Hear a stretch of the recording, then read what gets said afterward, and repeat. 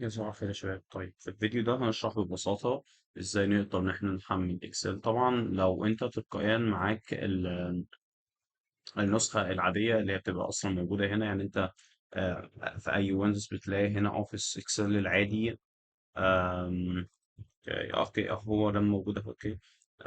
طيب يعني ما علينا، احنا بنعمل بحث هنا وفي الاغلب بيكون موجود في ويندوز عادي جدا، او قدامك حل تاني ان انت تعمل بيكون معاك حاجه من البيزنس، يعني اي شركه زي ما الفيديو الاول انا وضحت، اي شركه بتوفر لك ايميل وحاجه زي كده. كانوا هم بيكونوا عاملين، بيكونوا بارتنر مع مايكروسوفت، فبيقدروا ان انت تستخدم حزمه مايكروسوفت مجانا، او بيكون من الايميل الجامعي. انت بتروح الجامعه بتقول لهم اي شيء، طلب بتقول لهم ان انا عايز الايميل الجامعي، بتبدا انت تدخل الايميل الجامعي والباسورد وخلاص كده بيبدا إن يشتغل معاك.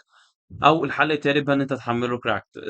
هو ما بيبقاش احسن حاجه نظرا ان ممكن بيتقفل عادي جدا، الويب سايت بيتقفل بطريقه ما او باخرى، او بيحصل مشاكل. يعني حتى هنا جوجل ذات نفسه قال لك it's okay to use cracked version of Microsoft Office، قال لك it's not a good idea يعني. حته الليجل ان هو مش قانوني. حته حتى بعد كده حته في اي وقت ممكن تلاقي نفسك ان انت ما عندكش اصلا، اصبح ملف فيه ايرور. بس ما علينا، انت ممكن برضه تستخدمه عادي جدا. طيب كل اللي احنا بنعمله بخش هنا مثلا على اول لينك جانا عليه كده، بنكتب هنا وبتعمل فيه داونلود هنا وبس كده.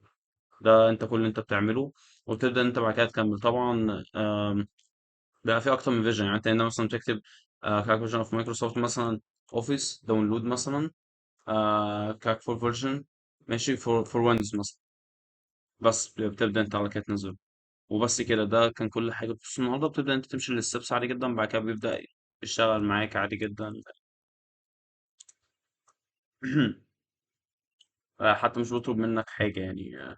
انت تخش عادي جدا، ما بيطلبش منك انت مثلا ان باكونت او حاجة. تخش هوم وبتبدأ. والفيديو الجاي هنبدأ نشرح كام حاجة بخصوص الاكسل، فقلنا ان احنا نجهز نعمل سيت اب كده للانفايرمنت ونتأكد ان كل حاجة تمام قبل ما نخش على الفيديو اللي بعده. اشوفكم بقى في فيديو جديد. مع السلامة.